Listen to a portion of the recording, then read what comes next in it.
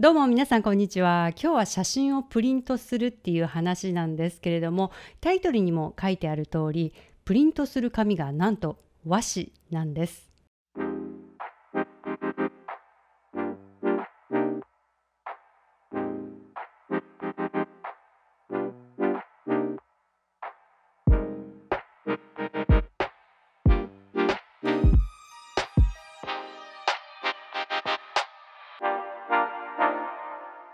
すごく綺麗にプリントしていただいたので、今日はぜひ皆さんに紹介したいと思います。今回プリントしていただいたのは徳島県の和紙ブランド粟紙ファクトリーさんです。モノクロとカラーを1点ずつ紙の種類違いで複数枚ずつプリントしていただきました。早速仕上がりを見ていきましょう。これ見ていただいて YouTube の動画で良さが十分に伝わっているかどうかわからないんですけど、どれも全体的にはマットな感じの質感に仕上がっています。一括りに和紙といっても一枚一枚質感が全く違うので、もちろんプリントの印象も一枚一枚全く違っています。まずモノクロから見ていきましょう。私がプリントしていただいた紙はモノクロが2種類です。ちなみに今これ見ていただいている紙の名前のシールが貼ってあるのはサンプル用紙の裏側なので、写真がプリントしてある表側とは質感が違って見えていると思います。潰れやすい黒の表現にも自信があるとのことだったので、モノクロの方ではわざとかなり黒が多い写真を提出してみました。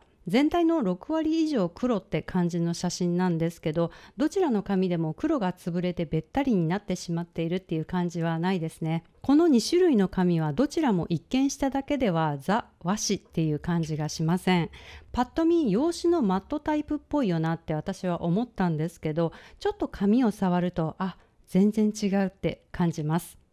で、カラーの方なんですけれども、これは水滴のついているガラス越しの花束を取ったもので、ピントを手前のガラスの水滴に持ってきたものです。全体的にもやっとしていて印象派の絵みたいな写真なんですけど、このふんわりとした雰囲気が和紙の質感とマッチしていますよね。カラーは3種類の紙にプリントしていただきました。まず1枚目がさっきのモノクロにも使っていたものと同じものです。これはちょっと言い方は悪いんですけど、他の2枚と比べると無難な感じというか、ベーシックな印象です。で、次にこちら。これ表面にパッと目につくぐらいのサイズの紙の繊維が一面に見えていて、その繊維に光沢と立体感があるので写真に表情が加わります。今回のカラー3種類の紙質の中では、私はこれが一番この写真のイメージに合っていて素敵だなと思ったんですけど、紙の色がやや黄色寄りなんですよね。元写真の色に少し黄色いベールがかかった感じになるので、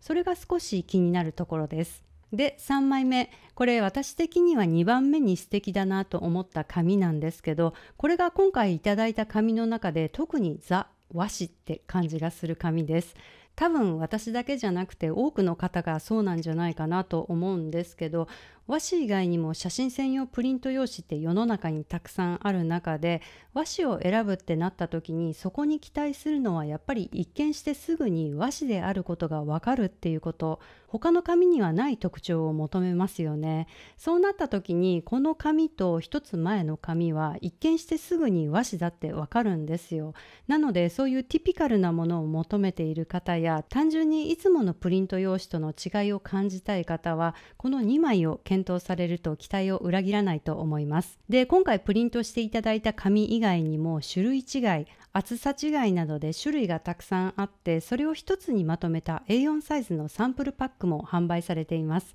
プリントのオーダーをする前に質感を見てみたいとか、ご自宅のインクジェットプリンターで試し刷りをしてみたいっていう方は、このサンプルパックを購入してみるといいと思います。粟紙ファクトリーさんの情報はこの動画の説明欄に載せておきます。興味のある方はぜひそちらご覧ください。それでは今日はここまでです。動画の内容気に入ってくださった方はぜひまたいいねボタンで教えてください。それからインスタグラムの方もぜひチェックしてみてください。お知らせとかはインスタグラムストーリーズの方でやっています。それではまた次回お会いしましょう。さよなら。